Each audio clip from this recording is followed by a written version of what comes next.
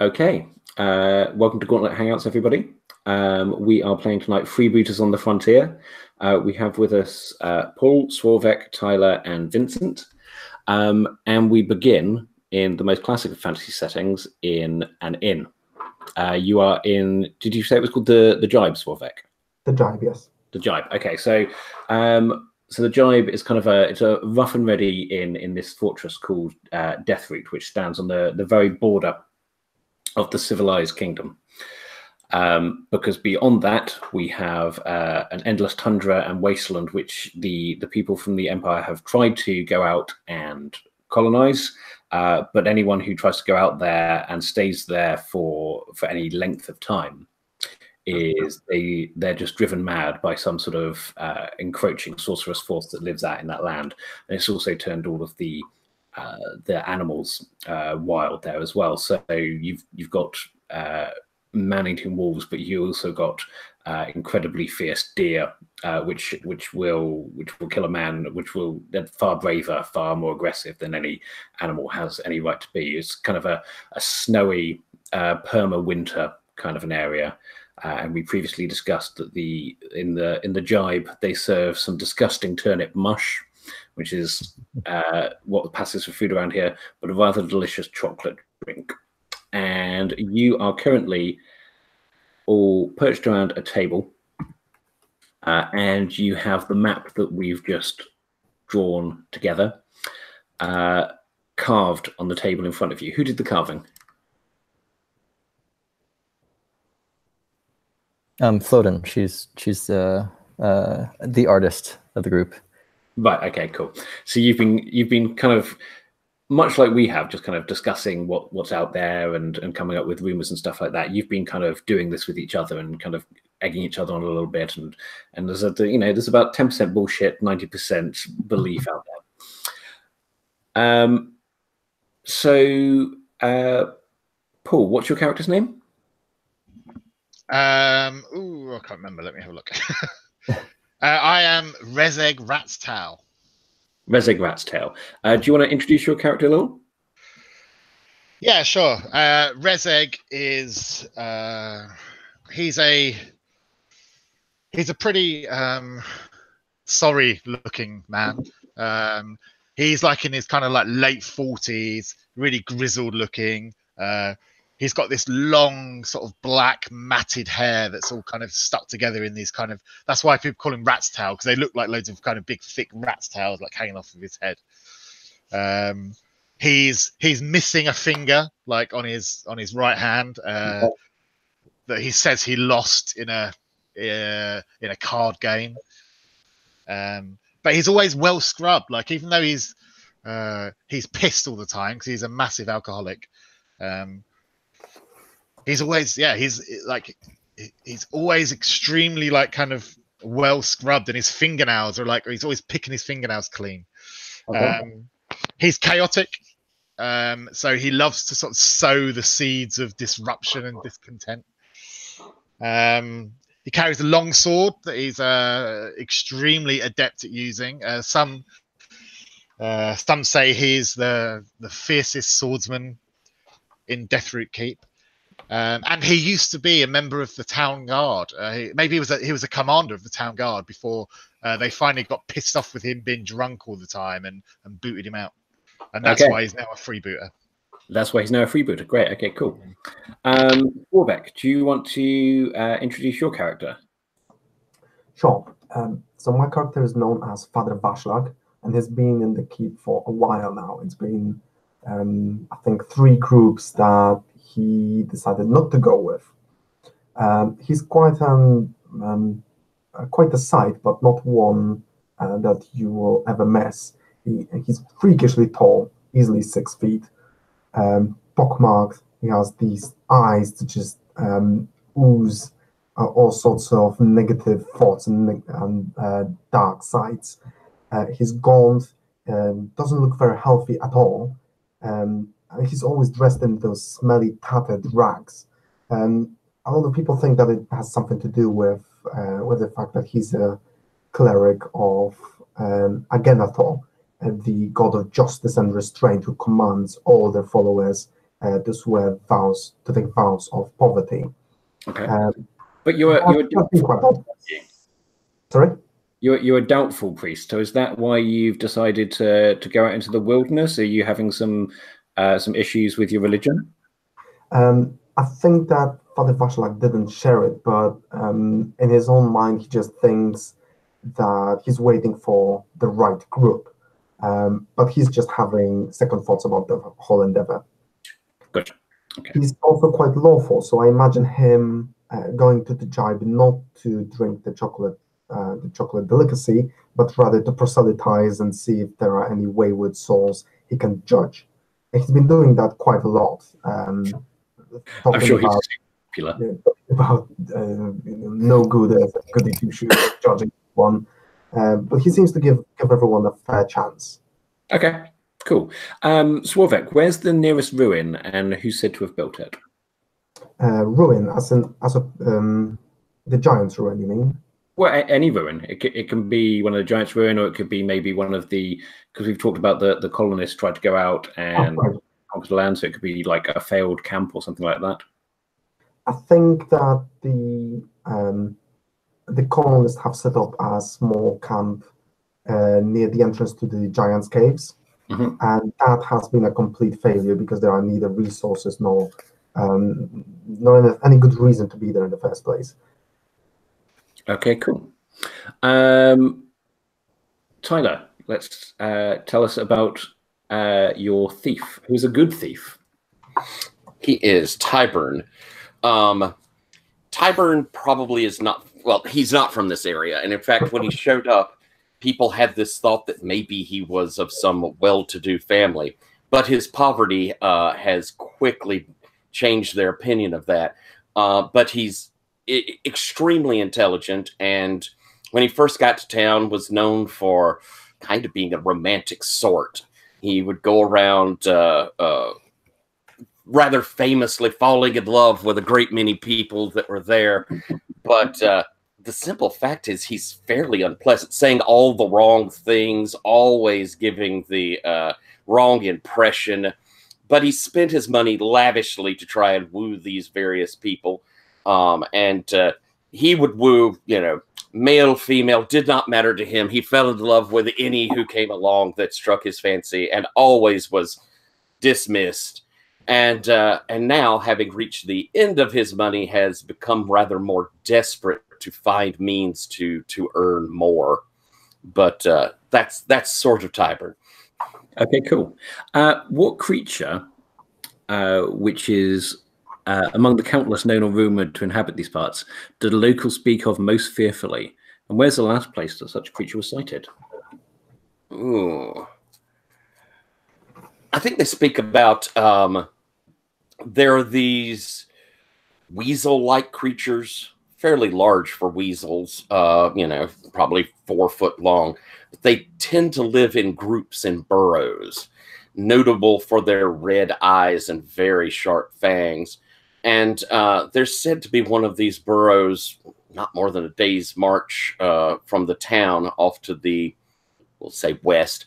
And that what people are scared most about them is they're said to have the sweetest voices, that you'll hear them and you'll be sort of like a child or a young lady's voice that you can't quite pick up words from, but it leads people astray, and then they ambush you. They work in packs.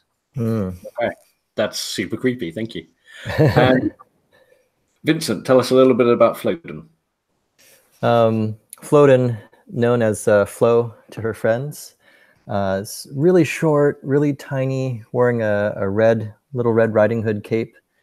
Always super well groomed and super clean. Looks maybe a little bit too young, maybe like a teenager, but she's always trying to act tough. So she's got these badass dragon tattoos all over her arms, but you see her like inking it with a quill pen in the mornings, and she has this, she proudly, always shows her wanted poster. It says, Flo, known as Flo the Filcher, Floden the Fearsome, You know, a terrible thief that's stolen the mayor's wife's prized china teacups or something. And did you? And yes, I did. It was one teacup, but you know. So she got sent to jail. She's super loyal, and maybe one or more of you help me. Maybe Rezeg helped me from escaping some punishment that was like way too severe, like I was going to get executed or something. So yeah, I escaped. Yeah, I totally would have like pulled a few strings like with some of the people I know in the guard to get you off. Yeah, and she's super loyal, and so she's been following around Rezig ever since then. Cool. Okay, and I think also because you're loyal, you wouldn't be the sort of person who would dob in your mates in order to get off on a lighter sentence. So perhaps Tyler's character masterminded the theft.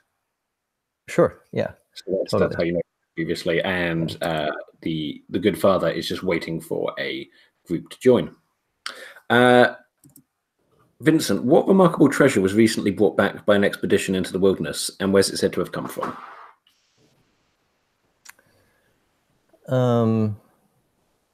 We heard about it was just a piece of metal, a small metal fragment, but it was glowing blue. And the folks that brought it in claimed that they chipped it from a sword that was, as you know, longer than a barn, that was just sticking out of the ground. And they brought it back as proof, and everybody thought it was bullshit, but this little metal fragment kind of glows a little bit. Okay, that's awesome. Cool. And where did it come from? Which area did it come from? It came somewhere between Eldfall Peak and the steppes of Vahit. Okay, cool. Right, so we're there.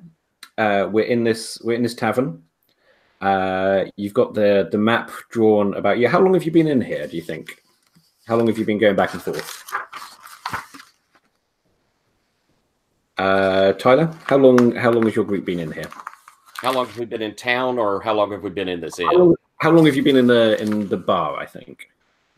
I imagine we've been kind of going over, probably with us, we've been arguing exactly what would be the best way for us to get a score.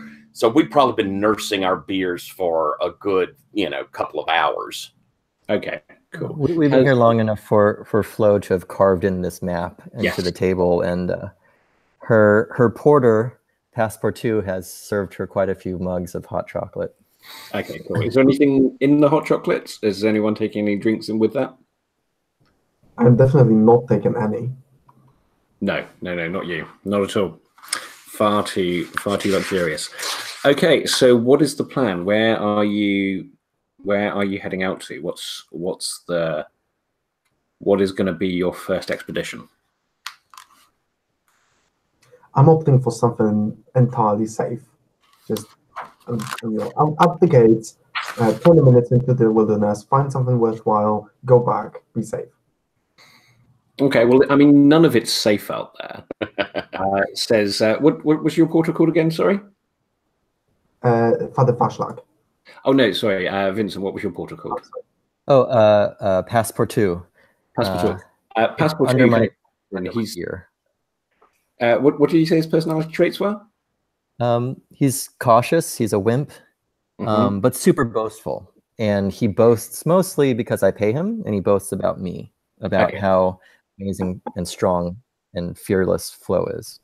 Okay, cool. Passepartout says to the Padre when he mentions this, well, there's nothing safe out there, Father. I mean, if it was safe, we wouldn't be here. If it was safe, there wouldn't be riches. But it's all dangerous. The weasels, sir. Have you not heard of the weasels?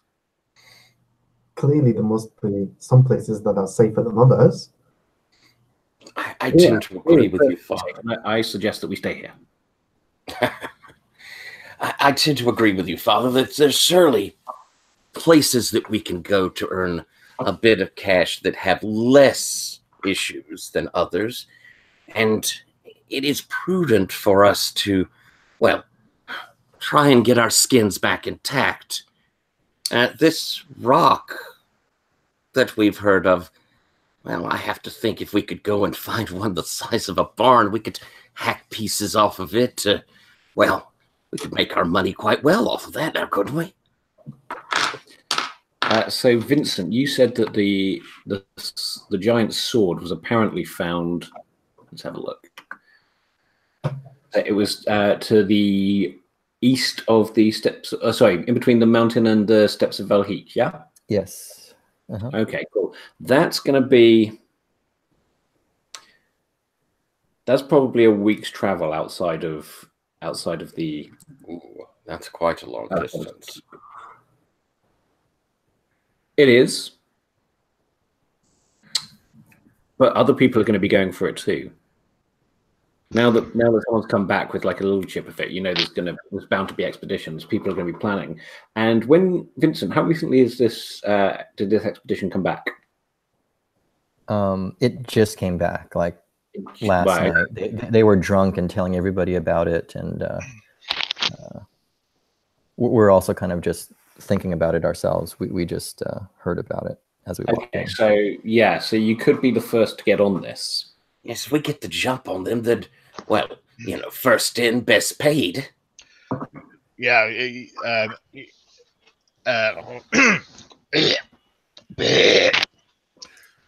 say it's a week's travel. That's if you go overland through the Weasel Forest. If we take the subterranean caves of the Halir, traveling's quick that way. We'll be there in 4 days flat. 3 if we don't sleep. And Passepartout says, three if we make it there at all. It's the caves. Very few who go in there come out at all, and those that do come out screaming and bloody-eyed. Yes, that does sound exactly. This sounds incredible. Caves. I've heard there's crystals in these caves. Wonders to behold. Passepartout, adventure awaits. You can't spend money when you're a corpse. The father is just sitting back and silently judging you all by what you contribute to the conversation. The way it's going, it seems like he's going to stay in town another time. Has the father actually announced that he's joining you, or is he just kind of like sat on the side for the last couple of hours listening contentedly? Swarvek, how's he been playing this? Has he sort of told them that he's part of their group? I would definitely join them at the table with the intention of gauging the kind of people they are. Seeing whether they are worthy of my respect and competent enough to assuage any doubts that I might have. If he's trying to be sort of non-committal unless he believes that they will just actually have a chance. You're not getting the largest amount of competence emanating from this group necessarily, but what you are getting is a lot of enthusiasm, and they are much more sober than most of the other people in this inn. Even Rattail, in comparison to a lot of the people here, because it's quite late at night, so people have been going, and this is kind of like a 24-hour place because people come in, go out. It's always dark here pretty much because it's so far north. Flo's a little hyped up on the ultra caffeinated chocolate drink, and she's like, plus, guys, I am a wanted woman after all, and it wouldn't hurt to lay quiet for a few days. She kind of reminds everybody for the 30th time about her wanted poster. This is all true. Okay, so what out of character, what is the plan? I'll say that probably Tyburn is not overly eager to go into the caves, but is sort of in favor of going towards that rock, getting the jump, getting there first. So could be persuaded the caves are a way to go, but much more cautious than thinking that's a good idea. and is equally concerned for everyone's skin as for his own. I mean, it's not cowardice; it's worry for the party. Yeah, yeah, okay. Well, it will be the quickest way to get there if you go through the caves. It will be a lot quicker, and the fact that it's currently like the hibernation season of the subterranean giga ferrets, it means that most of them will probably be holed up in their burrows and won't be there to rip our faces off. I get the impression that your character says that, but like much less coherent. Basically, you just kind of like sit up and go, Giga ferrets. Okay, cool. So are we heading out overland? First of all, are we heading out? I'm assuming we are. Oh yes, yeah. Cool. Okay, are we heading out overland or are we heading out via the caves? Do you want to take a vote on it? A group vote? Group vote. Okay. I would like to pray first. Oh, okay. Yeah. Who are you praying for guidance? Yes. I'm going to take out the scales of judgment and start throwing random rocks on either of the scales to see which way it tips, while muttering a prayer to my God, saying, should myself and the drunk and the wounded woman and the unremarkable, should we take the overland or should we risk our lives in the caves? Oh, show me the way. And one of the scales tips unexpectedly to point me, but I will never know whether that was just pure luck or indeed divine guidance. Okay. Do you have a move that you can trigger there? I believe I do. I think I'm. That would be invoke, where I call upon the deity to manifest their power, and I basically want guidance to the safest way. And you have to assign how much hubris do you think there is in the prayer? From insignificant to miraculous. And then when I roll minus hubris, +1 for the holy symbol, we'll see what happens.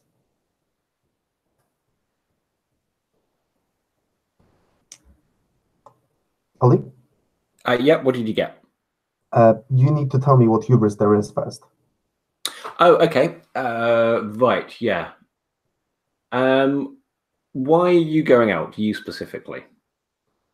I'm going out because I feel like they actually have a chance, but only if I'm there. Okay. So it's sort of, if I decided that they are completely unworthy of my presence, I wouldn't bother. But I know that it might end up on my hands if I let them go alone. Okay. I would say that is just one hubris then, because you're trying to do something positive, but you're also placing a lot of the focus on what you can do. Okay, so I'm rolling, and I rolled a 5 and a 3, 8 minus 1, 7. That's a 7. Okay, cool. So you're praying, and the rocks clatter down onto the what are they, like little carved pebbles with runes on, something like that? They're just random pebbles that I gather on the way. So they start pattering down onto this little miniature scales that you have, the scales of justice. And then suddenly, as they're coming down, they stop making this little ding noise as they bounce off it and start making like the sound of metal on metal and the sound of rocks falling on rocks. And you look around and you see yourself in a cave system. I see. And stuff is collapsing all around you. And Rattail is shouting orders the best he can and swinging his sword violently. I see. I try to shake off the vision that has been granted to me. I'm getting up from the trestle bench that I've been sat on before. I bellow at the fellow adventurers. I have been granted a vision.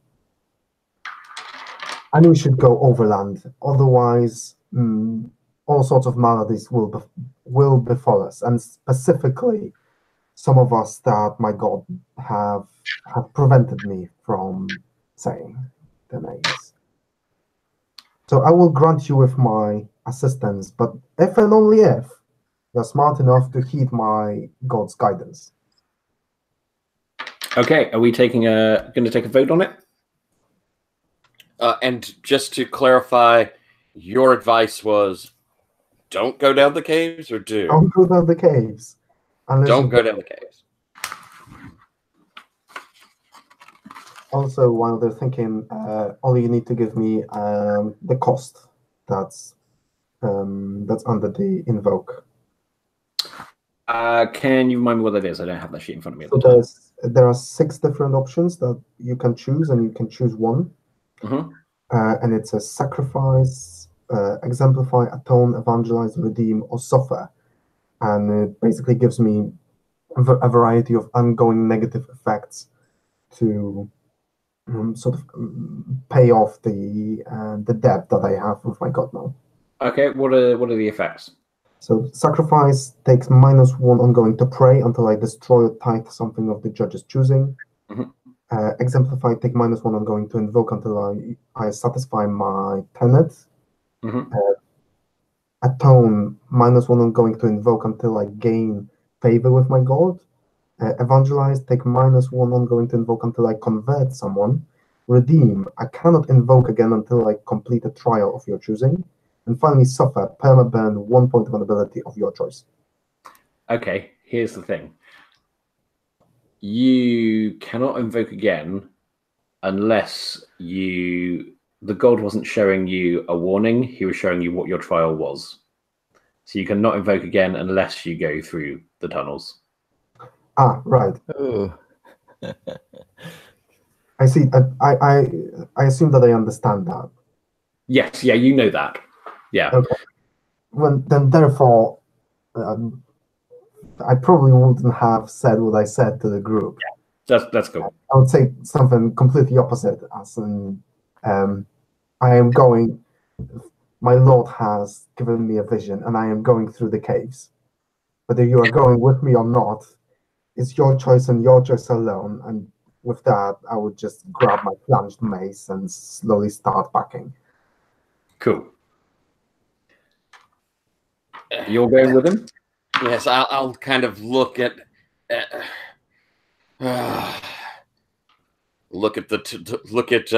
Rattail and our good father there, and then I'll kind of look over at Flo, and well, it sounds like the caves it is, eh? Oh yeah, don't worry. So, as long as we're quiet, we won't wake up those Giga ferrets. As long as we're quiet, they'll keep sleeping and we'll be fine. And I turn around and like smash my head like into this beam, like bang. Oh, lovely.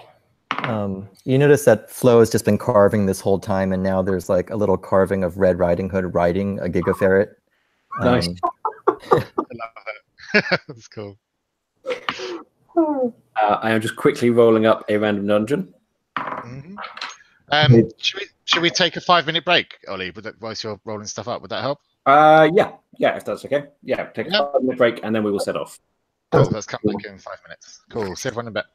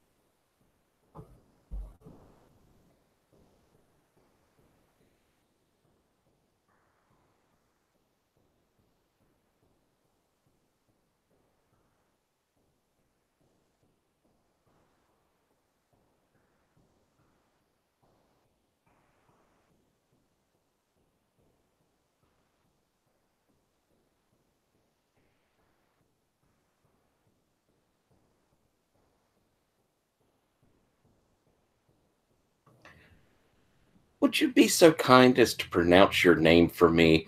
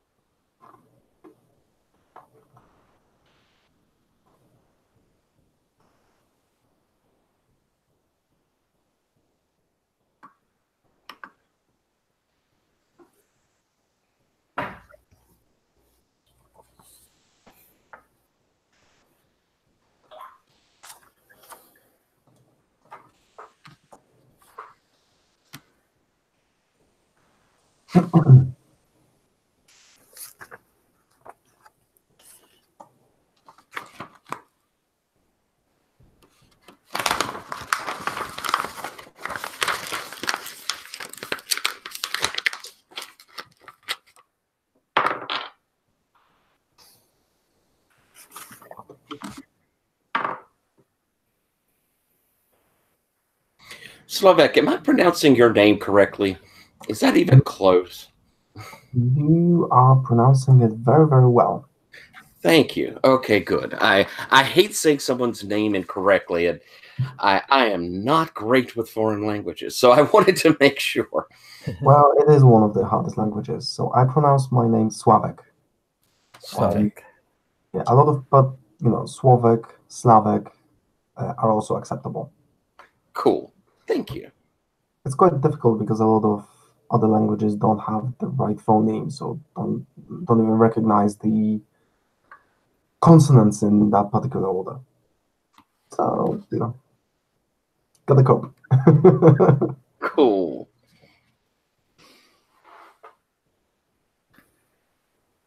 Okay. Right, has everyone got there? Does everyone want to run through, whilst we're waiting for Paul to come back, what equipment you have with you, or what equipment you're taking with you? Hey, Paul's back. So what equipment does everyone have? What equipment are you going out on this expedition with?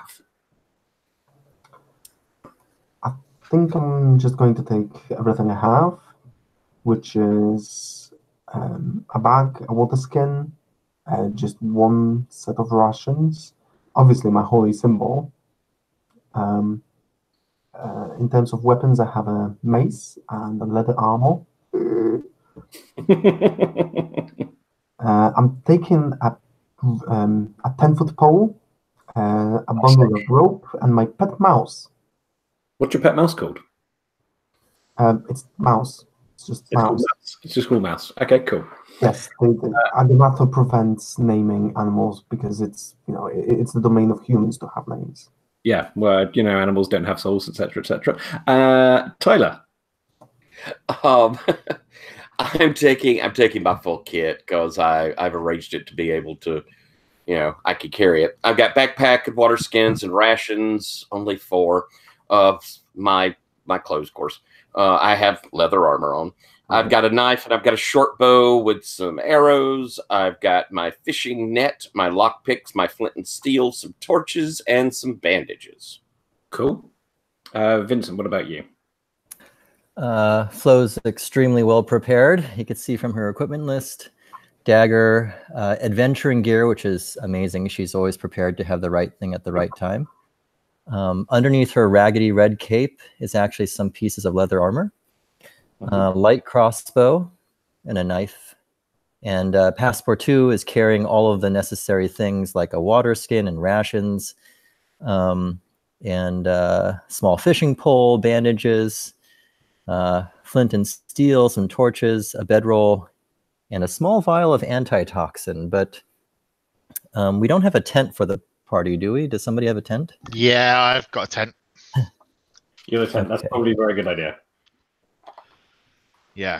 Okay, and what does Rattail have with him? He's got his tent, his bedroll, his longsword, his knife, his scale armor, his shield, a lantern, an oil flask. He's carrying all of this in his backpack. And most importantly, he's got his cask of grog.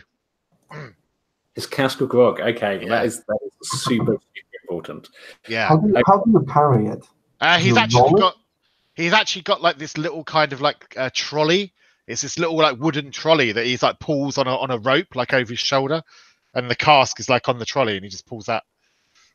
I'm imagining like a modern travel suitcase with a handle and a set of wheels. Yeah, but it's got like but it's got like a big like rope that he kind of pulls on, and he's like built these little ski attachments he can put on the bottom of it, so when he's traveling across like the tundra, he can just like pull it along on the skis as well. Cool. Okay, so you head out from Deathroot Keep, that is so amazingly grimdark, and people there's a big portcullis which kind of grinds up slowly, and you can see people watching you go. It's almost like a sport for the people that are remaining here. You see them taking Flo proudly announces to the crowd, "We are taking the overland route across the tundra to find the treasure." And she winks at the party. "We are definitely not taking the caves." Okay, and you hear a couple of them kind of whisper to each other, and they start exchanging coins. And there's a bookie there on your odds of returning at all. People are betting on you, and there's another priest.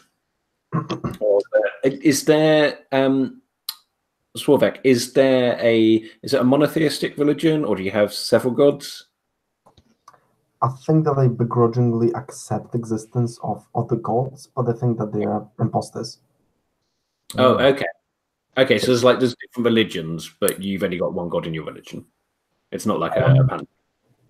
I would think so. It's just that the doctrine of Aganathor is very very specific, and it's all about justice and restraint. And we think that other gods are indeed gods, but the doctrine is false and shouldn't be followed. Okay. The god of mercy. Someone want to give me a name for the god of mercy? Let's go with, unless anyone has an idea, we'll go with Andalair. So there is a priestess of Andalair who is singing you a song, giving mercy to your souls that will inevitably be lost in the wilderness, and she's kind of singing the sweet song as you head out. Okay. So you are traveling by a fairly safe route at the minute. So you're traveling by a known or safe route. So we're going to roll take the well-known path. So somebody who wants to roll some dice and tell me what you get. It's plus nothing. I've had my chance, so one of you guys do it. Yeah, I think Rezek will kind of lead the procession, you know, gladly, because he's been this way before. He knows it like the back of his hand. So I rolled a 9. You rolled a 9. Okie dokie. So as you're carrying on, I would like Rezek and Tyler. Sorry, what was your character called? Tyburn. I would like you, Tyburn, you can roll keep company with Rezek. So when you spend time with a fellow party member in close quarters or on the road, choose one companion and say what ability you use to find common ground with them. Okay. And I'm doing this with who? With you choose. Oh, okay. I think Flo. Okay. And what ability do you use to start a conversation? No, sorry. When I say ability, I literally mean an ability score. So which? Okay. I think probably I'm. Flo, have we adventured together before? Do you think?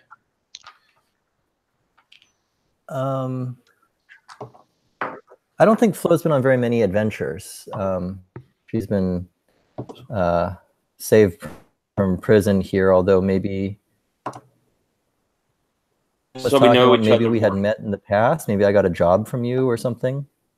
Okay, so we know each other casually, and we've done some business before. You shared some thieving tips. That's how I got the teacup. Okay, then I think probably I'm rolling with intelligence. I'm trying to figure out along the lines of, is Flo's bravado and all of this confidence warranted?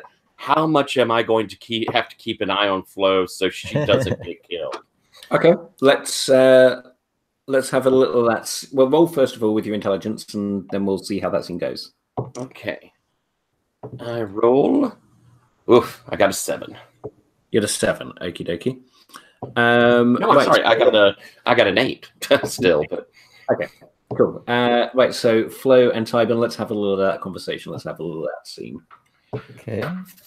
Flo, this is going to be very dangerous. You realize I'm certain you've taken all the precautions you need to. You're ready for this sort of thing, right? Of course. Flo is always ready for adventure. I mean, look at me. I have everything. I even brought my lucky fishing pole. And she nods towards Passepartout, who is carrying this massive pack with a little fishing pole sticking out of it. Have you been down in caves before? Have you ever done subterranean travel? Not in particular, although I have filched a few basements in my time. Well, it's a bit different in nature. We'll have to. Well, and I'll look over towards like Rat Tail and the father, who probably to my mind are not very careful or observant. We're going to have to keep an eye on them going through this. It's going to probably be up to us to avoid them stumbling into something terrible. Oh yeah, I have to keep Rat's Tail out of trouble, he thinks he saved me, but really I'm the one that saves him from himself. So I agree. Let's keep everybody else safe and together. I think that's going to be important. Let's no running ahead or anything, right? Okay, she says as she skips along and Okay. Cool. Tyler, you can choose to either gain 1 bond with them or have them gain 1 bond with you, which can be added to help or hinder rolls later on. And yeah, that's it, because you haven't got any. I'd like to take 1 myself with Flo. And just put it down as a bond. Yeah, just write down that you have 1 bond with her. And why is that? Do you feel kind of protective for her? Or? Absolutely. It's this realization that my best help for scouting and taking care of these people may be a little more flighty than I prefer. Okay, cool. So you travel on, all of you. Are you going on foot, I'm guessing? Okay. So you travel on. It's about 3 hours march through the snow. Your feet are crunching through the snow. You make your way past the past that ruin that we talked about, the village, which was one of the most recent attempts to colonize the area. And you see the blackened buildings, and you see kind of the blood stains up on the wall from where some of the colonists went mad and attacked each other. And there, after a little while, you get to where you're at, which is an area called the Giant's Moor. The Giant's Moor, you see it from some way before you get there. Jutting out of the snow, you've got these crystalline kind of quartz. They look like teeth, which is where it gets its name. And they're sort of like mounds of crystals, stone and crystal, jutting out of the ground, surrounding this giant sinkhole. And there is a small kind of camp around it, and people come and go from here, and set up little booths, basically, for people who are planning to prospect down there. So as soon as you go in there, there's people like coming up to you and trying to sell you stuff. And you can see some of them have been here maybe a little too long. They're meant to come and go every couple of days so that they don't get the blight. But you can see some of them a little crazy around the eyes, and there's like people come up to you, torches, sir. You don't want to get lost down in the dark down there. And someone else comes in, rations. We got the best rations. No corpse meat here, sir. Genuine animal. Is anyone buying anything from these various hawkers? I judge them to be crooks and continue on. So hoity-toity, aren't you, you men of the cloth? These are good salt of the earth people. I'll tell you, have we got... Oi, everyone check their packs. We got any rope? We're going to need rope if we're going down in them Giga Ferret Karens. Someone walks up to you. Rope, I got rope. Do you have any grappling hooks or climbing gear? The man of the cloth has brought a rope. And they start piling through the thing. I look disdainfully at Rattail. The man of the cloth has brought some rope. You already got rope. That's fine. I got all sorts in here. And a sex worker approaches you, Father. Fancy one last throw before you go down in there? You might die. You might never come back. I took her hands in mine. How can I help you, child? And she slips her hands down a little further. Now it's more like, how can I help you? That is not the kind of help that I require. I'm visibly shaken, and this is not something that happens to me. She kind of rolls her eyes and floats off to someone else and starts trying to sell her wares elsewhere. Oh yeah, she can come to me. I've got the grog. She actually has a look at you and she's like, I'm all right. Oh, he's paying, I say, pointing to Father Vaz. Right, are we heading down into the Giant's Moor? Sounds like. Okay. What is the marching order? Who's going to go first? What order are you going down into? I think I want to go first. You want to go first? I absolutely need to go first. There is no question about it. Father, it is notorious that there are things that you can stumble into. It could be very dangerous. I highly recommend that I go before us to kind of keep an eye out. There's all sorts of snares, and people could have laid some sort of trap to catch the unwary. Precisely, and it would be unjust to send someone like you down to stumble. With all due respect, you are a little bit glassy-eyed. That is why I volunteered. And I think I'll step in. Like Rat's Tower is huge. He's like 6'3". like massive. And I'll step in and like put one hand on the shoulder of the father and say, "Father, with all due respect, you're a puny meat sack of a man who's gonna get taken out in one hit. I suggest you go to the back." Isn't like the father even larger though? I am very tall, but I'm also, like a peace dog. Oh, okay. Very, very thin, very, very tall, very, very secret. I look at the drunk with genuine concern in my eyes. Look, I might die, I know that, but this is a divine calling, and it would be best if I go first, because otherwise, you might not know what is there waiting for you. I'm trying to sort of muster up all the preacher charisma to bolster my stance. Fine then. I mean, yeah, if you want to talk yourself into an early grave, that's fine, my friend. I mean, yeah, we can always do the meat shield, can't we? Father, is this a standard thing for clerics to do? Is it a standard thing for them to accompany adventuring parties out in the service of their god? I wouldn't say so. No, only the ones who are kind of greedy. Only the ones who are what? Sorry. Only the ones who are greedy enough. Okay. Okay. All pious enough, and I haven't decided yet which one I am. Okay, so you're going first. Who's going second? I'm just putting the rope. I will still try to be up close so I can keep an eye out for stumbling into things.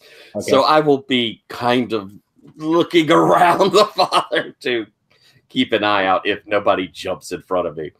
You realize that I am very observant. Who's taking the rear guard? Flo stands proudly and locks and loads her crossbow and says, "Everybody knows the greatest threats might come from behind, so don't worry, boys. I'll protect you." Okay, which leaves Raphael number 3. Okay, so you've got these. You've got this sinkhole, which goes down into the darkness. There's torches laid up all around the sinkhole as part of the kind of market that's brought up around it, which glint down off of the crystals, and you can kind of see you can see a little way into it, but then it just kind of fades immediately to darkness. How are you approaching this? Father, you said you have a rope. I suppose that we need to climb down. I imagine that I've put the rope under my arms so that I can sort of hang freely with my hands still useful. Mm-hmm. Okay, cool. Flo kind of looks over the edge and pushes one of the torches down into the hole and says, "Oops." Nice. Okay, that's cool. Is it like really far or? Roll me.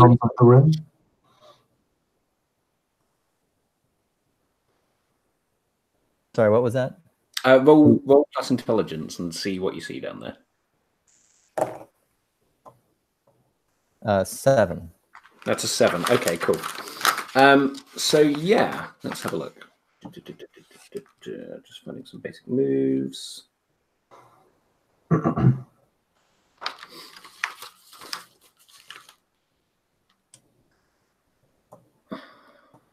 Okay, yeah, you can ask me one question. Sorry, what was that again? You can ask me one question, I will tell you honestly.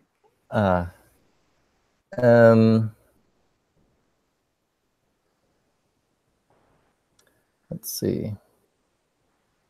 Does it look free and clear, all the way down? No, it doesn't. It looks like it goes down maybe 30 feet, and then it looks kind of collapsed, and like some of the rocks have fallen in. So it lands a lot quicker than you thought it was going to, and you're going to have to really either demolish it somehow or really squeeze through there. So I kind of nudge the father and I say, look, it looks more clogged up than a chamber pot down there. I'm gesturing to my width and girth. Although perhaps there's no I problem. could go through a small hole, maybe. You're both actually pretty skinny. Yeah, that's true. I suppose we'll still need to get Rat Tail through as I motion over towards you. We might need to leave the cask behind. The cask of grog. Oh, he wants you to leave your cask of grog behind. Rat Tail. Excuse me? I think the cask of grog might not be suitable for, not the conditions to safe passage. Bertha doesn't stay behind. Bertha comes with us. He's actually named his like cask, you know. And maybe he's drawn in like kind of chalk, like this kind of pretty like kind of woman's face on the front of the cask. Yeah, and she's called Bertha. I imagine the top is the nose. Yeah, exactly. Yeah. Don't you worry. She'll come with me. I'll get through. I'll squeeze through there. Yeah. Cool. Okay, so who's going down first? Definitely me, especially that I can fit. Cool. Okie dokie. Give it a go. How do I do that? Okay, so you are going to have to. So, are you just trying to climb down using the rope? Is anyone helping you with the rope? Yeah, I mean, I'll hold it. I'll hold it at the top. I'll sort of tie it around a kind of boulder and then hold it steady. Okay, so Paul, if you want to roll plus strength, no, sorry, plus bonds, and you don't have any bonds yet, No. so just roll and tell me what you get. And I rolled a 5. Cool. Okay. And Swarvek, do you want to, roll plus dex, I would say. Right. Is there no way that I could leverage my strength against it? Yeah, okay, yeah, I can see that, yeah. I suppose I'm more of a climbing down with the help of the rope rather than trying to wiggle my way through the hole. Okay, let's see. I rolled a 9. You rolled a 9, okie dokie. Right, so you're climbing your way down and kind of pushing off a little bit. And with each time that you push off, there's a little, you don't see this, and Rat Tail doesn't see this. Okay, Paul, there's some sound coming from you, and I can't hear Ollie very well. Thank you. Yeah, so you don't see this, and Rat Tail doesn't see this. But each time you push off, there's a little more of a crack from the stone that you've got the rope attached to. And Rat Tail is holding onto this, and you finally land.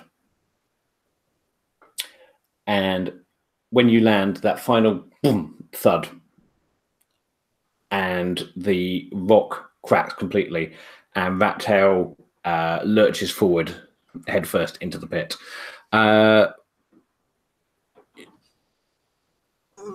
What's anyone doing?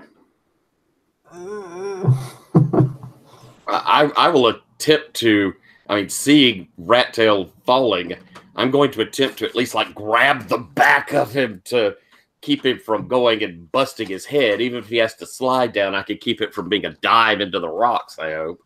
Okay, cool. Roll me plus dex. Roll me a dex saving throw. All right. See if you get there in time. Let's see if I do. I might. That's a 7. Yeah, and as I go over like the edge of the precipice, I'll just scream like, "Don't worry about me! Save Bertha!" Okay. You grab him by the back, and you're kind of being dragged down too. You could, if you keep holding him like this, you're going to go down too. You could just drop him, and you'll be fine. Or you can try and lower him down, but you're quite likely to tumble down too. What do you think? I think I'm going to try and hold on to him and make this at least a controlled fall rather than a swan dive into the pit. Okay, and is Flo doing anything to help at this point? Yeah, Flo with one hand grabs Passepartout for anchor, and with another hand tries to grab him, even though she's really, really tiny. She's like, hold on. Okay, cool. So yeah, you can roll to help if you so wish. Okay. There's nothing. I just roll normal, so Yeah, roll 2d6. yeah, she's got really tiny hands for her turn. So she rolls a 4. She rolls a 4. Oh my gosh. Okay. And Tyler, what did you get? Sorry, on your to hold on. So I guess that would be if you're trying to make it a controlled fall, that would be plus wisdom, I'm guessing. Oof. All right. Or intelligence, maybe. Yeah, if you can convince me it should be intelligence. I think that what I'm attempting to do is, I'm guessing this isn't just a complete straight drop. If it was, we'd be really screwed.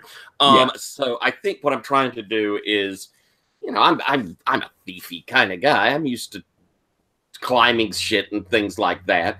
So I think I'm trying to catch where I'm pushing towards like where there's an outcrop where we can grab or catch a leg to kind of bounce down. So I'm hoping it's more along the lines of perceiving the best spots to brace ourselves. Okay, give it a go.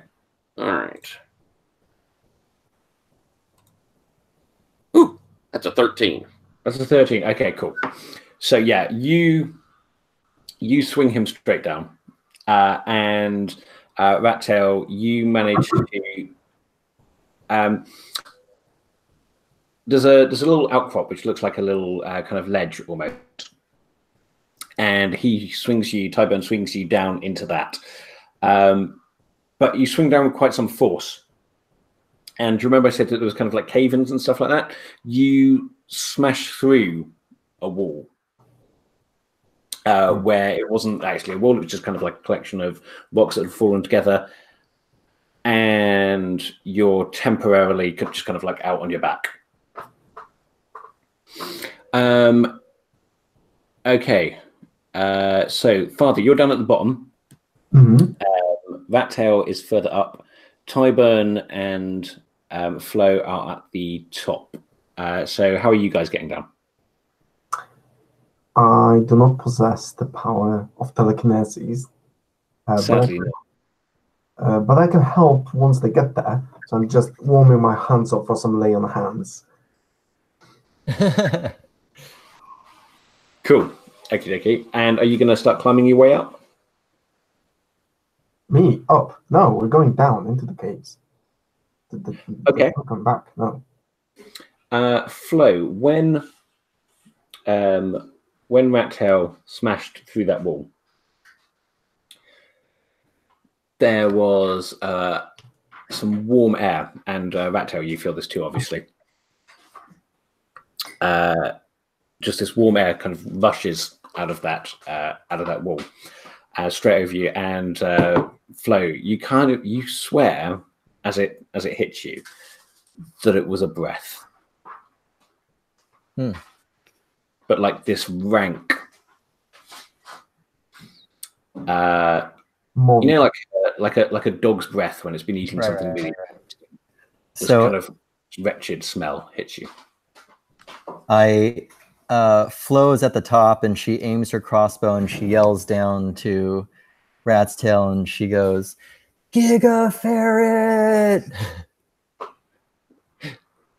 Okay. And she doesn't sound afraid. She sounds like excited. She's like, "I can't! This is so exciting!" Okay, Rat's Tail, you hear that? What do you do? Well, I mean, the first thing I do, because I know that Giga Ferrets are very sensitive to kind of bright light, so I'm gonna like strike my flint and light my lantern as soon as I can. Okay, cool. You light your lantern, and it lights up. Not what you're expecting at all. You were expecting the light to be glinting off these crystalline caves, which is what you've come to expect from the tales of the Giant's War. But you're in a building. There's It looks like it's been carved directly out of the caves, so it's still kind of the same material, but it has been definitely carved, and not in a sort of like a way that a creature might have like burrowed through the rock. Perhaps it's been carved by tools, and there is that, it's about probably 15, 20 feet high, and kind of like an arch. And it is decorated with the imagery that we were talking about earlier, that the giants made, the art of the giants. There's these kind of like there's paintings and carvings on the wall. What do you do? Well, I mean, I scan around, like looking for the glinting eyes of a giga ferret, and if I see that I'm safe, yeah, I'm gonna call up. Anything there? But it does stink. It does stink. I'm gonna call up to everyone. Guys, down here, I think we've stumbled upon a lost Hellier tomb or something. There's going to be good treasure pickings down here. Come down. A quick question. What is the vertical position of us? Because I thought I'm the lowest. What is the composition? Sorry. The vertical order in which we are at the moment. Oh, okay, sure. So you're at the bottom. A little bit further up is Rat's Tail, who kind of like has fallen into a secret entrance to a temple or something. And Tyburn and Flo are at the top, still at the top of the pit. Oh, I see. Okay. And I'm thinking to myself, I'm a bright guy. It seems unlikely we would have found a tomb within 30 feet of where people go into this. So I'm probably thinking like, Rat, be careful. It's highly unlikely someone hasn't been there before. No, the air down here. It's stale, it's rancid. This place has been sealed up for God knows how long. Oh. I'll look over at Flo. Maybe we got a lot luckier than we thought. I'm excited. This is what my god wanted me to participate in. I pick up the torch that Flo has dropped into the crevice, and start rolling back the rope that fallen after me, untying it from the broken off tip of the rock that we used to secure it to, so that I'm ready to climb up as soon as possible. Okay. I want to be there with where the action is happening. Okay, I don't think that's that hard a climb. I think you can just you can get up there at that point. And with a couple of torches there, I think that Flo and Tyburn can make their way down fairly easily as well, because you're now just trying to make your way down to this ledge rather than all the way to the bottom. So we get to the ledge. Down, but it's more like trying to convince Passepartout not to be a chicken to come down. Yeah, okay. That is true, actually. He doesn't want to go in there. So roll plus... So you're telling him to do something that he doesn't want to do. Although, I continually remind him that, that if he wants to get paid, he has to. What's Passepartout's loyalty? I don't know. I didn't really set anything up. I just rolled 2 traits, but... Okay, cool. Roll plus nothing then in that case. So no, he's probably got loyalty 1, so roll plus 1. Okay. I mean, I'm probably a lot nicer boss being a kid than most of the people he's worked for, so. True. But I rolled pretty terribly. I rolled a 5 total. You rolled a 5? Oh, okay. Cool. Okay, so he complains, he gripes about this, but he will go down. But he's taking a while to do it. So you're gonna be in there before he gets in there, and a little way down the tunnel. So he's like, yeah, no, I'm coming. I'll be there. I'll be there shortly, sir. He's kind of like lowering his pack before he lowers himself, and like, yeah, okay. Okay, so are we in the same marching order as before as you make your way into this temple? Sure. Yeah, and I'm awake. You all kind of gathered at the edge Oh, of the limit. What's the setup? I am taking the lead now. I found this place. I'm getting the first dibs on the spoils, I tell you. Right. Okay. So I'm right behind him because I'm trying to pay very close attention to what's inside to figure out where we are before we hit something unexpected. Okay, that sounds like you're rolling a perceive as you're staring around with your torch. So roll me a wisdom. That's what I'm here for, and I've rolled a 13. You're a 13. Nice. Okie dokie. So you may ask me. Not quite familiar with moves. So 2 questions. So I spend 1 hold right now and hold 1 for the future. Okay. And my question right now is, what is this place? What is this place for? Okay, cool. So you're shining your torch around, and you're looking up at the arts on the walls. And is this the first time that all of you have actually seen the giant's art?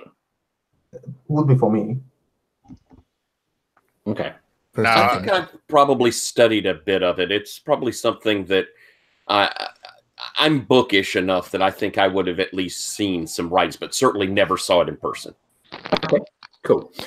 So you can get from, like, we're not familiar with it specifically, but you recognize religious art when you see it, Father. So you are clearly in some sort of, the pictures that you have up there are pictures of rituals and sacrifices and people praying to something dark in the tunnels. You are in a place of religion. However, some of the pictures further down have been scored through, like there are like scratch marks, like large scratch marks going through them. Like animalistic sort of claw marks, or just it could be with intention to destroy. Do you want to spend your other hold? No, I'm good. Okay, cool. I think that's enough right now. Okay, so who's heading off? Paul, I think you said that Rat's Tail was heading off first, didn't you? Yeah. I mean, I'm gonna sort of check out these paintings that the father's looking at. I mean, is there any way to like remove them off the wall? Are they like, could we chip them off? You could come back with some equipment to do that. Certainly, they are gigantic, so they're filling like the entirety of the walls. They're like 15, 20 foot high frescoes that you've got going on here. Ah, yeah, okay. You can get these back, they would definitely be worth something. Yeah, they definitely will. Yeah, I'm definitely a culture vulture myself. I like a bit of art as much as the next man, but and he checks his pockets. Don't think I've got room to carry this one home today. We'll come back later. Okay. They're going to lead us down into the darkness. Flo kind of tattoos one on her hand, Nice. Which of you has the lowest luck currently? I think it's a tie. It's me. Nope, it's me. Straight up me. It's you. Okay. So you're going are you going just behind Rat's Tail at the minute? Yeah, just about. Maybe 2 or 3 paces behind him. Okay. So you're heading off. How are you approaching? What are you doing as you're walking down the corridor? Rat's Tail, I'm guessing, is kind of like stomping off at some pace because he's smelt treasure, even though it actually smells like rancid meat. What's your approach, Father, as you're walking down there? I would quite likely be because I'm trying to figure out what this place is, and since it's a place of worship, I would be trying to pay very close attention to what's on the walls, trying to decipher whether it's related to divination or maybe sacrifice or sepulchral kind of a building. So I'm not necessarily paying attention to what's happening in the corridor, but rather to the corridor itself. Indeed, you're not.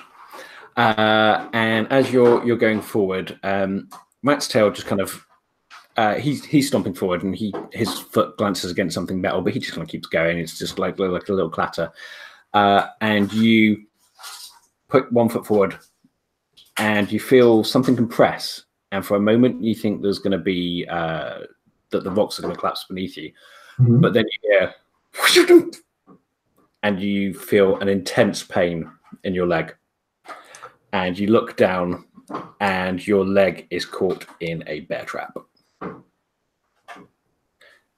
I start screaming. I'm trailing around, and I probably drop my torch, but possibly onto someone. And this is more pain than I've ever felt in my life, I think. I imagine it is. Right. Who is doing what? The father suddenly started screaming. I'll probably run forward to try to see what this trap is as I'm going, I told you there could be traps here. Oh. Yeah.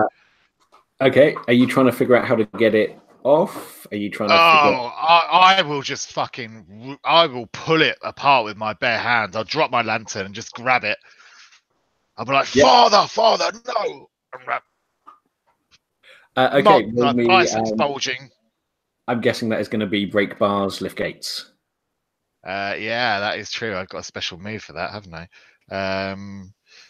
Yeah, so I'm going to burn 1 strength. So when I use pure strength to remove or destroy an inanimate obstacle, burn 1 strength and roll plus strength. Burning 1 strength, incidentally, for the first time we've done it, means to temporarily reduce it by 1. Base or modifier? I don't know. I'm going to guess modifier, but I will check that. Yeah, it'd be say plus 1. Wait, hang on. Does it say burn 1 strength or burn 1 strength? Burn 1 strength, it says. Okay, so then no, it's the stat, not the modifier. Yeah. Okay. So you burn it first, so that means it goes down. Well. Oh yeah, I rolled a 7. You rolled a 7. Okay, cool. So choose 2 from the list below. Okay, so I'm going to choose. It doesn't take a long time. Nothing of value is damaged in the process. Okay. Which includes me, right? But I'm not going to choose. You don't attract unwanted attention, or you can fix this thing again without much effort. Okay, so you just fully rip it apart. Oh yeah, I just grab it and like bang, and it kind of, the whole mechanism just kind of like breaks apart and then echoes like bang, like through the caves. Yeah. And yeah, okay, so you do that, and it was digging into your leather boots, because as much as you don't like it, that you are wearing leather armor, so it hasn't done you massive amounts of damage. However, as this echoes, there's kind of a return echo, and it sounds like that breathing again, but it's not that big. There was this big earlier, like, now you can kind of hear just like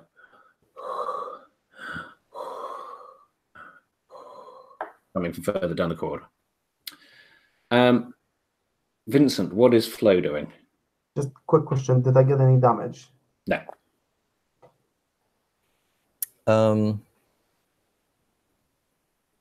Let's see. Flo, actually see her go from like smiling and jovial to like, oh my gosh, somebody almost died and we're about to be eaten. So she's kind of frozen in terror, and she just says, guys, maybe we should go the other way. And she's kind of looking at Passport 2, who's still trying to climb down. But she says, maybe we should go down instead. Which way are you going to go? There is a, it looks like you can go back or you can go on. Like if we went back, wasn't there a hole going downwards or something? Yes, possibly so, yeah. So she kind of proposes that instead, and she says, I'm small, I could scout ahead. And there seems to be something, you think you might hear footsteps a little further down from the corridor, but you can't see anything yet. They're way off. And she kind of looks to Tyler and says, you know, we got to keep these guys out of trouble, right? Right? Yes. And yeah, and I think that I'll look at the group. If we're going to proceed further this direction, we're going to have to be much more careful. And if someone's coming, then we may wish to fall back. You could fall back and try and find a place of ambush, perhaps. Yeah. Flo is exceptionally. She says she's exceptionally good at hiding, and she's happy to. Flo, if you're looking for a place to hide, you could roll perceive. Sure. Does it sound roll like what? Sorry. You said roll what? Roll perceive, so that's roll plus wisdom. Okay. And does it sound like these footsteps are coming towards us? I think you're going to have to roll perceive for that as well, Tyler. I have no wisdom. Oh no, but I rolled well, so 10. You're the 10. Okay, cool. You may ask one question.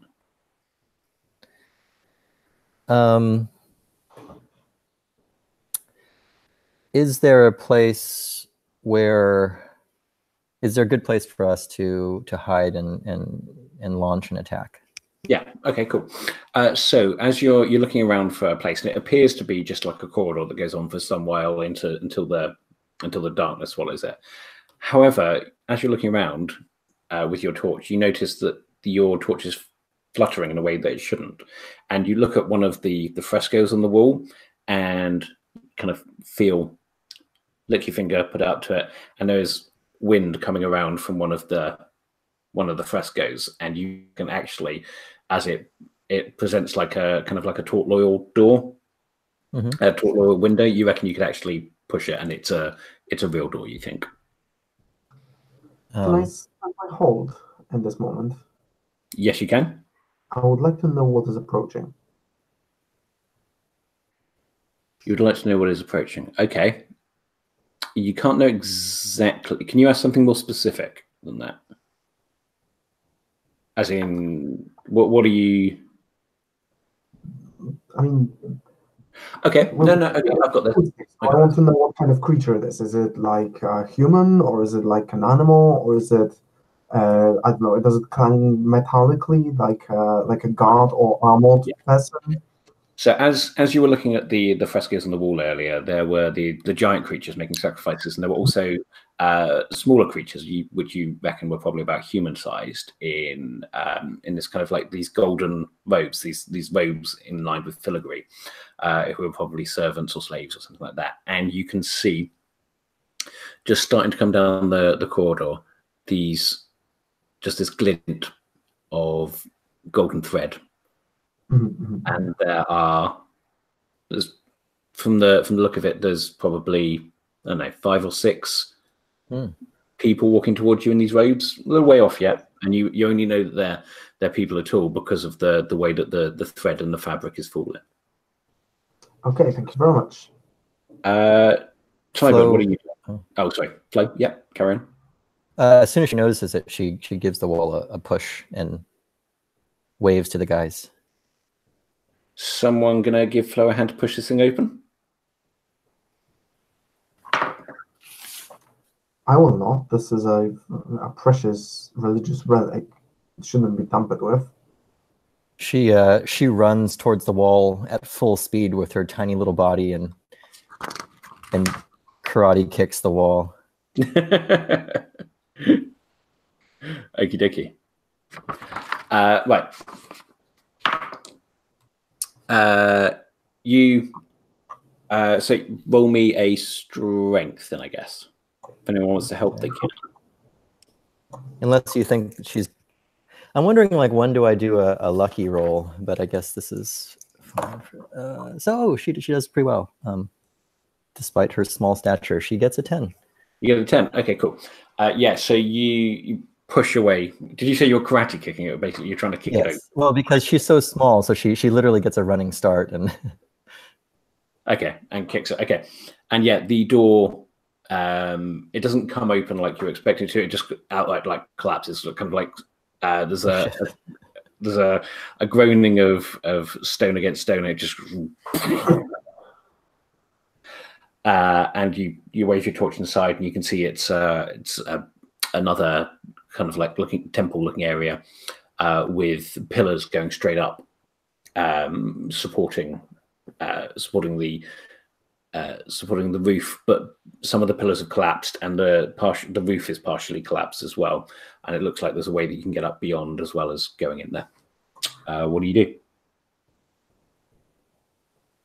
She proudly stands on top of the door and says, "Hey guys, look what I found."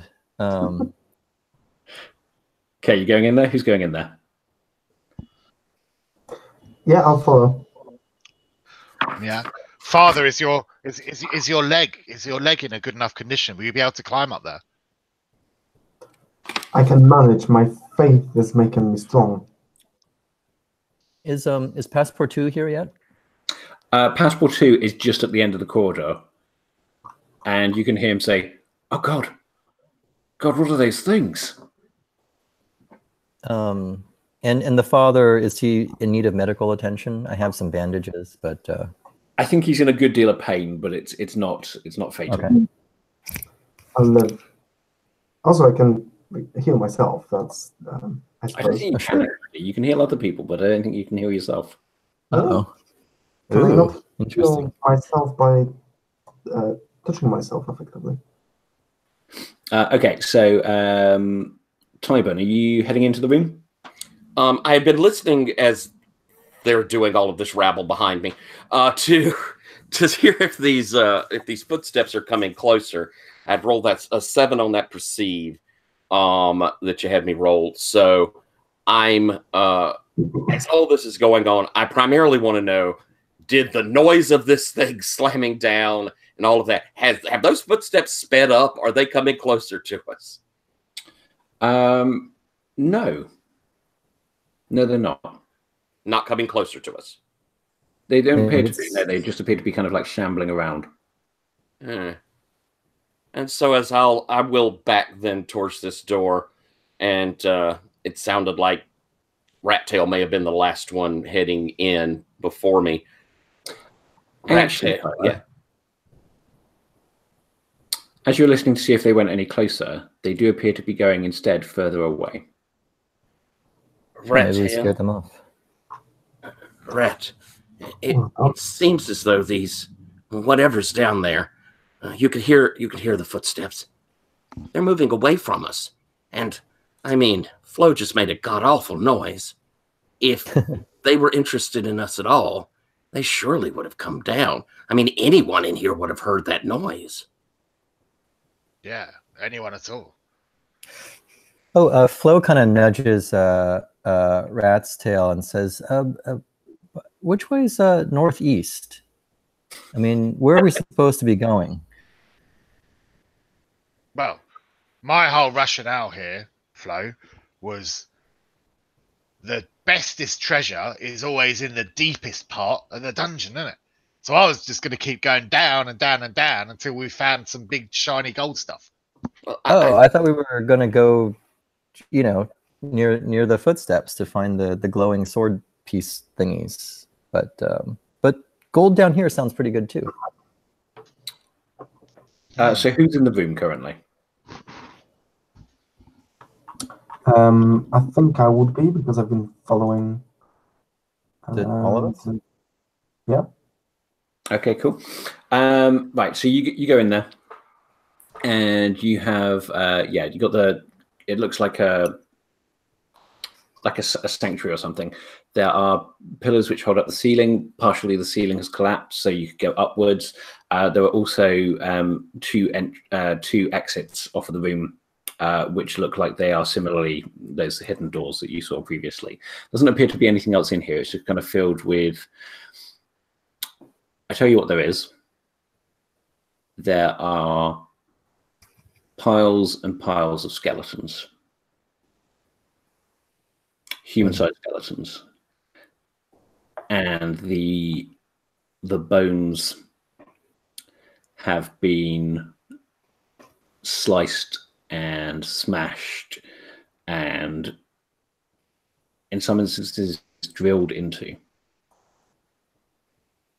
You kind of look around and you look like so it looks like there's been like a skull that's had like the top of it sawn off and stuff like that. It looks there's some weird stuff been happening in here. Does it look like it happened while they still were fleshed, or was this done after they had when they were skeletons?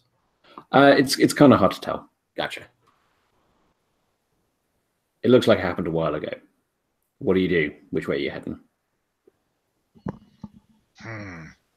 Well, I'm not going to be shy about it. I'm going to get down on my hands and knees and start rooting through all these skeletons, see if there's any treasure down there. Okay, roll me a search. What is that called?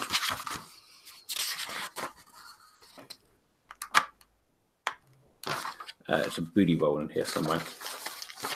Did acquire? No, that's settlement, isn't it?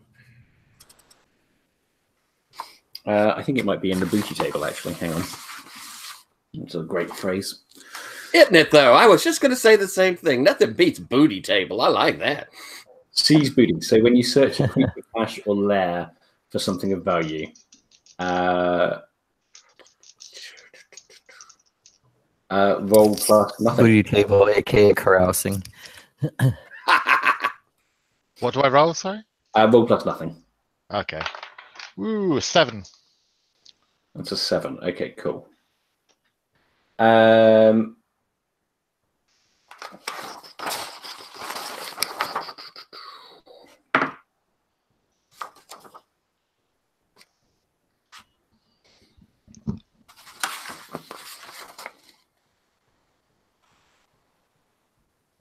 So you're searching through there, and yeah, I'm like just kind of like going through, and I'm like, when people give me funny looks, I'm like, well, yeah, there's sacrificial victims probably. You know, maybe there's a sacrificial sacraments or whatever sacrifices have. Gold. Yeah. Okay. Yeah. So you're searching through all these skulls, and there doesn't appear to be anything like actually of value there. But you find one skull that has these that's got screws that have been drilled into it at various points throughout, and it could make a cool keepsake. Whew. Yeah, I'll hold this skull up, and I'm like, yeah, this guy looks like how I feel after a whole cask of Bertha. Okie dokie. Which way are you heading on? You say there's a way up and there's a way back through, correct? There are 2 ways off of this place, and a way up and a way back. So there's 4 exits. There are 4 exits from here in general. I'll bow to whoever might have a better idea, but further along this level seems to be the best to me. Going up, we're only 30 feet down, so if we go up much more, we're just going to get to the top again. Yeah, true. Makes sense. So left or right? Which way do you want to go? Did any of the directions look more like what I saw in the vision? What was that, sorry? I saw in the vision parts of the underground system. So there's the way the underground environment presents itself to the left and to the right fits that vision more. Oh, okay, yeah, sure. So the one down to the left, as you look a little further into it, there is the stairs going down, and as the stairs go further and further down, do you remember I said that this whole place looked like it had been kind of carved out of the rock? As they go further and further down, they get rougher and rougher until it's basically just kind of like ledges, and it, as you shine your torch down, it looks like it opens into a vast cavern. Yep, let's go that way. Vast cavern means vast treasure. I would suggest, Father, if you don't mind, perhaps I should proceed to look to see if there's any other traps, and I'll take a significant look down at your leg. And I'm massaging my leg and kind of nodding my head along. I mean, I've learned my lesson. Tybone, you're trying to perceive and check for traps, basically. I am. Do you have a special move for that as a thief? I don't have a special. I have a move to disarm traps, but I did take traps as my trick of the trade specialty, expertise, which means I get to spend cunning on any roll after I roll it having to do with traps. Cool. Okay, so looking for traps that would be perceived, but if you fail it, you can then just bump it up. Correct. And I've rolled a 7. I think I'll spend 3 because I have lots and I haven't got to use anything, so what the hey. And I'll take that up to 10. Okay, cool. So you're searching about for... Well, what's your specific question? Is it just, are there traps? Yeah, that's pretty much it. I'm perceiving to... so I asked the question, I have 2 hold, so my first hold will be, do I see any traps as we begin heading into this next chamber? Okay, yeah, no, you're looking around, you're looking for more bear traps. The bear trap itself, by the way, I called it a bear trap because that's functionally what it was, but it didn't actually, it doesn't look like it's ever been used for catching bears. It's kind of like it's iron, but it's kind of coated in gilt and like inscribed with scripture and stuff like that. It looks like it was some sort of weird tool. Okay, so you're looking down and you're not seeing any more of those. You're not seeing any more like slots in the wall or anything like that. The heat. Do you remember I mentioned the kind of the heat that came as soon as it?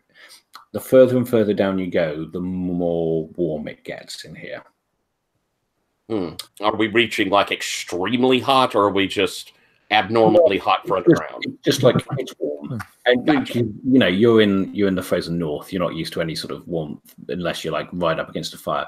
It is warm in here. It's warm and it's moist. There's got to be some sort of heat source ahead of us. What's Flo doing?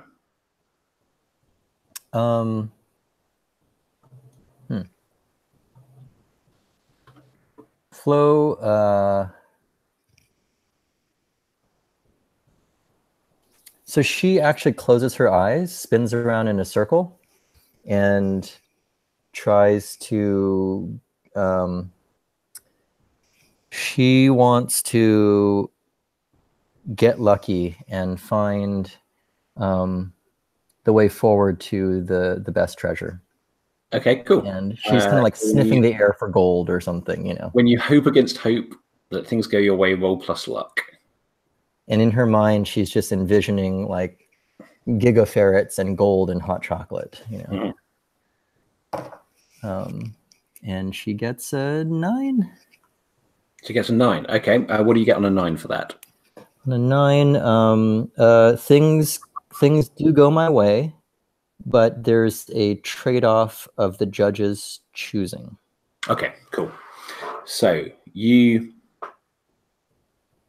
kind of close your eyes and you're trying to smell. Are you literally trying to smell gold? Do you know what does gold smell like? It smells like happiness and sunshine. She's like literally fantasizing that she thinks she has a power, but she may or may not have a power. Yeah, okay. But this sort of thing always goes your way. Like if it's always gone your way in the past, if you reach that moment to think, you just kind of like zen out. Which is why she's never really truly afraid, because somebody always helps her out at the last minute or you know, something. Yeah. And as you turn a little bit and you're kind of walking further down into this caves that opens out and turns into a cavern, and you can feel that the roof, you can feel the closeness of the roof kind of like lift up and up and up and up. And as you turn around and go at just the right angle, and your torch lights up the largest amount of gold that you've ever seen. There is what looks like a golden throne. And it's not a throne for a man to sit in, it's a throne for a giant to sit in. It's this kind of like 20-foot gold jewel encrusted throne. It's the most beautiful thing you've ever seen. But on the most beautiful thing you've ever seen is the most hideous thing you've ever seen. Because sitting on it is a 25-foot withered, mummified giant. And that source of heat is the giant's unfettered breath. And it's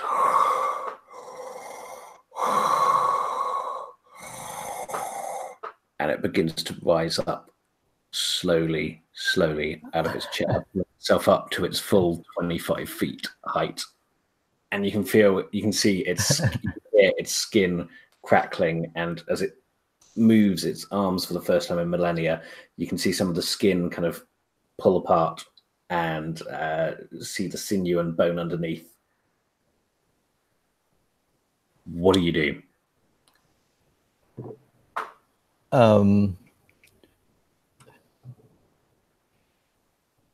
Random table nasty, by the way. Right. So, is the rest of the group like right behind me, or are they further behind me? Where do they see this too? Or I kind of got that you were you staying in marching order, or you kind of found out what was there? I know I was kind of up front looking for traps. I think I would be somewhere to the back, as I'm a little bit slower than others. Yeah. Okay. I don't think anyone has seen this apart from you yet, Flo. So she actually very quietly like retreats backwards. And she's just like doing these hand motions to the party, like the biggest Scooby-Doo thing I've ever seen, you know. And she's just trying to like motion like, yeah, giant monster thing, and she's like miming that as she walks quietly back. Okay, cool. What are you doing? So, Father, what's the father doing? And like Flo is never afraid of anything, so you see that something's clearly wrong. She's like freaking out. I think that the father might actually be convinced that he's been sent here with a purpose. That purpose might be evangelical in nature. So I would imagine that the father would cautiously approach the rising figure as soon as he notices its true nature, with the holy symbol and arms outstretched, gazing into the wonder, expecting the giant to, I don't know, fall on his knees and convert. Okay, that is. I think you're hoping to get lucky there. I think it might be the case, but I have terrible luck. So.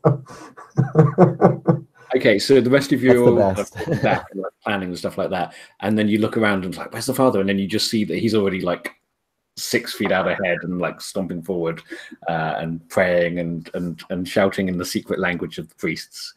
Okay, so roll plus luck. What is your luck? It's not great, is it? 0.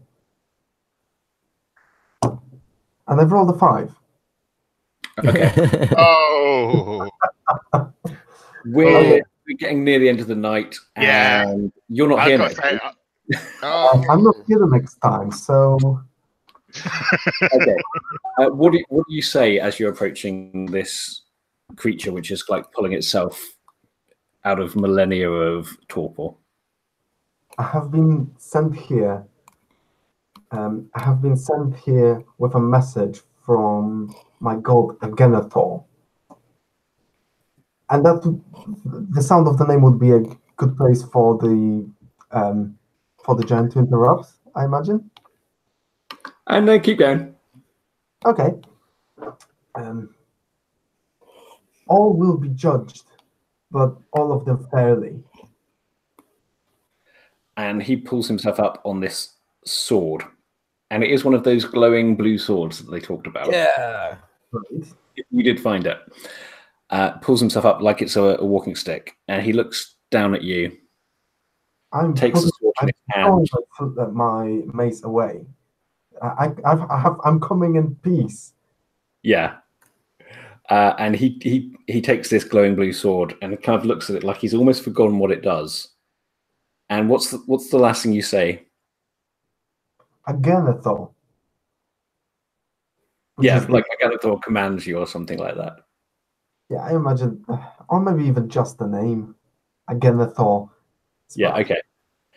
And then he goes 4. It doesn't matter. I have 2 HP. I know, but I want to tell you exactly how dead you are. I'm twice as dead. For 11 points of damage.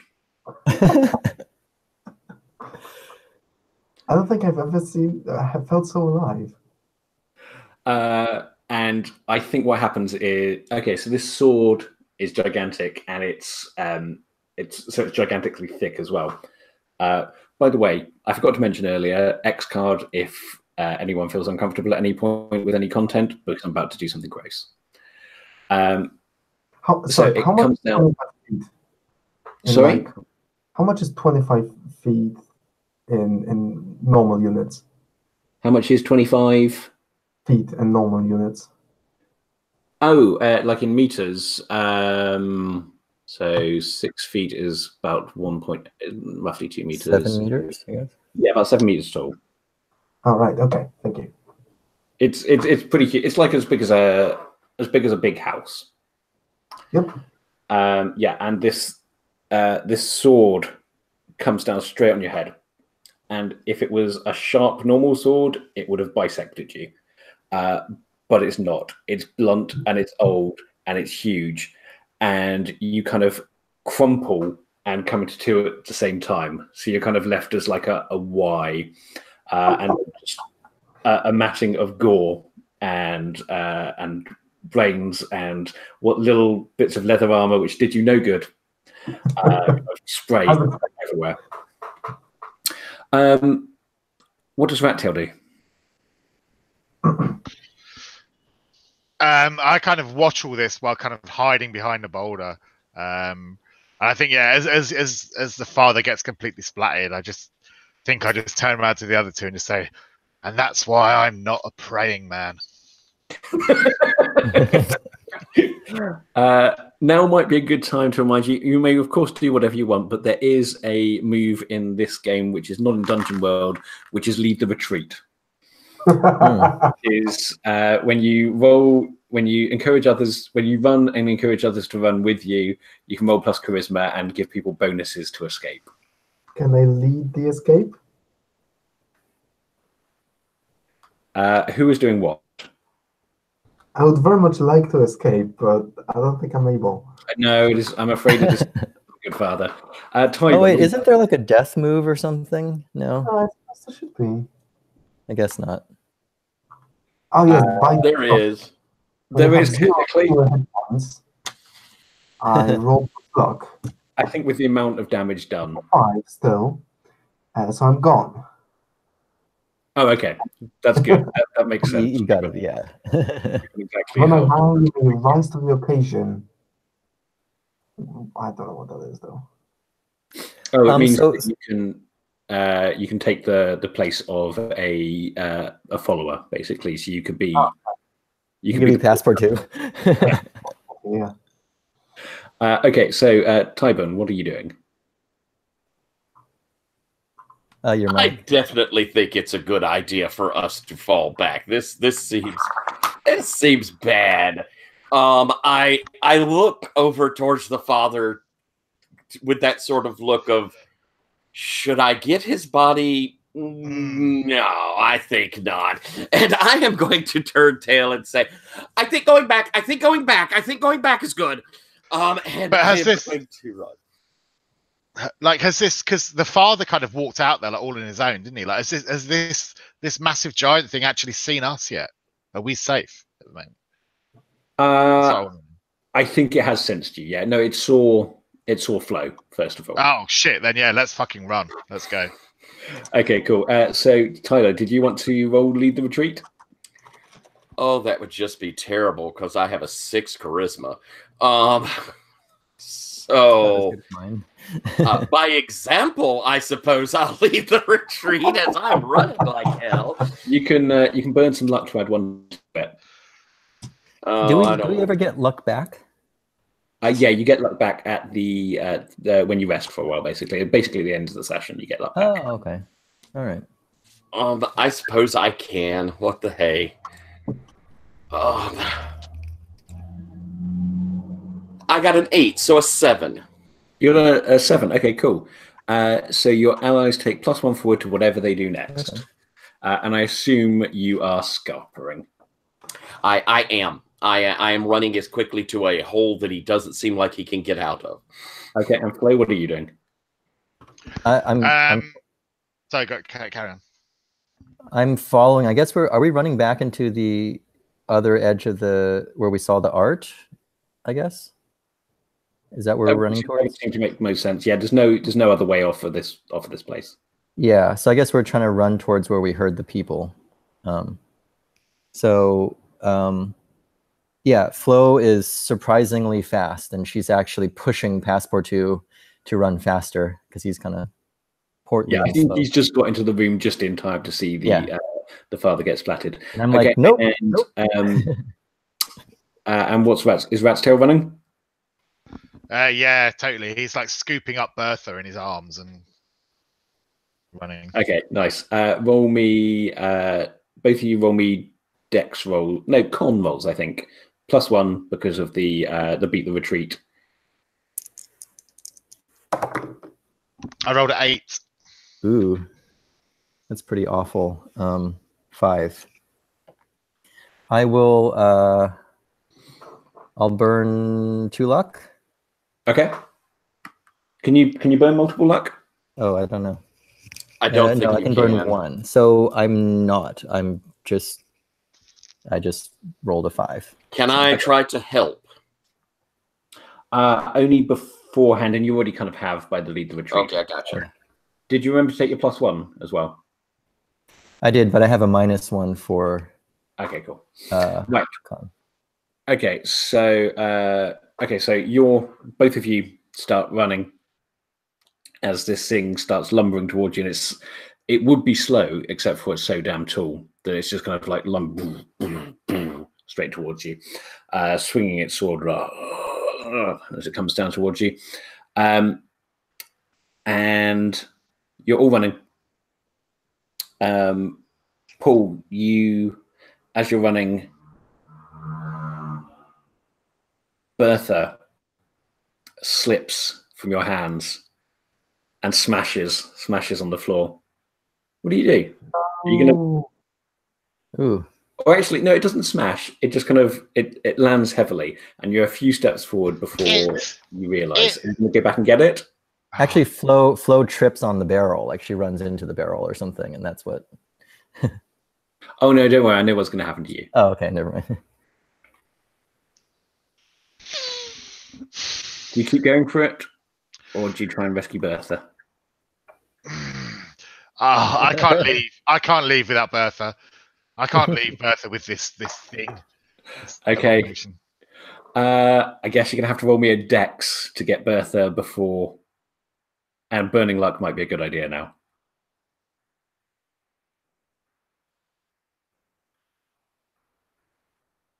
Are you muted, Paul? Ooh. Yeah, I rolled a 10.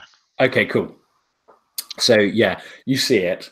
Everyone else is running. You kind of look back, go, and you manage to grab it just as this hand swoops down. No, just as the sword goes straight above your head.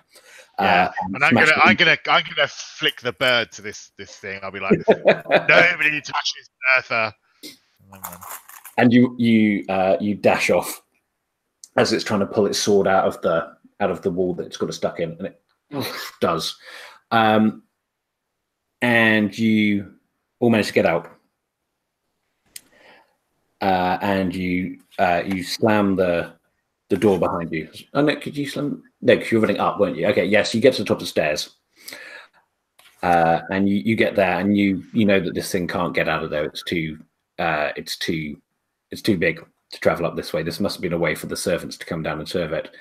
And you've all got there, and you're kind of like panting at the top of the stairs, and then you realise, where's what was his name? Vincent? Passepartout. Passepartout.